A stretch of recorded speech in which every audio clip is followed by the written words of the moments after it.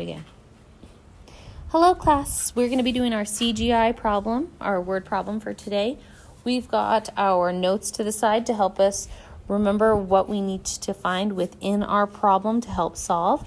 We're going to be circling with our blue our numbers, underlining our questions in green, boxing in our action words. Those are the words that are going to tell us if we're adding or subtracting in yellow. If you're at home, you can use your red to make tally marks, make circles, squares, whatever you need to solve the problem. And then we're going to solve and we are going to double check or verify our work.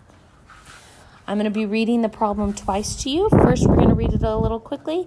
The second time, we're going to take our time and we're going to find our numbers in our question and those action words. All right. It's called Fluttering in the Sun. On the playground, 3 butterflies flew by. A little later, 11 butterflies flew by. What was the total number of butterflies that flew by? All right, let's go a little slower this time. On the playground, 3 butterflies flew by. You are correct. 3 is an important number, so we need to get our blue out and circle our 3. I'm going to put my 3 down here in my equation or my number sentence. The second one says, a little later, 11 butterflies flew by. 11's our second important number. So I'm going to put 11 in our equation or a number sentence. What was the total number of butterflies that flew by? Well, let's look. Our question we're going to be looking for is at the end. It says, what is the total number of butterflies that flew by? We need to solve that. But to solve it, we need to figure out if we're adding or subtracting. What was the total number of butterflies that flew by? Total. There you go. So total is our action word that we're going to be using. All right. So we're going to solve it first by using our number line. I'm going to get my purple out. We're going to start with our bigger number. Our bigger number is 11. It's much easier to get to our answer by starting at the bigger number than by starting at the smaller number.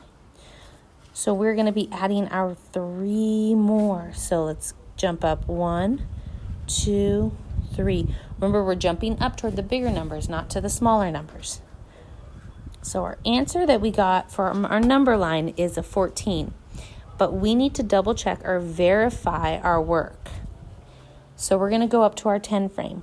We're going to start by doing our 11 boxes. I already know that that's a 10 frame, so I'm going to start at my 10. I'm going to count on to make my 11. So there's my 11 boxes. But I need to add 3 more. 1, 2, 3. So there's my 11, and I'm going to count on again. 11, 12, 13, 14. So I got 14 as my answer both times. So this is my double check. So I'm going to put my check mark. I'm going to put my 14 down here because both times I got 14. Now I'm going to go to my number bond. My number bond is going to be my 2 smaller numbers, which is the 3 and the 11. 3 plus 11 equals 14. Now the bottom, we need to make this into a number statement or an answer statement.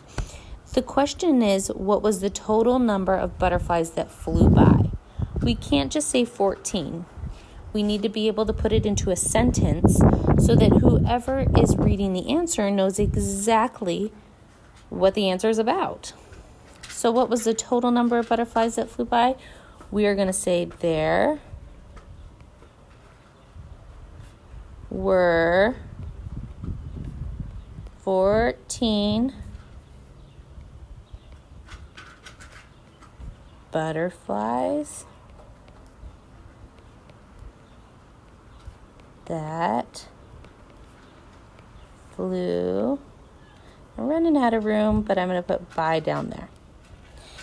Now, on my sentences, I want you guys to look. I've got my capital at the beginning with my T. I've got my finger spaces in between. And I've got my period at the end. Just because we're doing a math problem doesn't mean that we stop doing what we're supposed to do when we're writing our sentences. We need to make sure that if we're writing a complete sentence, we have our capital at the beginning, our finger spaces, and our period at the end. All right, so the problem that we just solved was 3 plus 11 equals 14.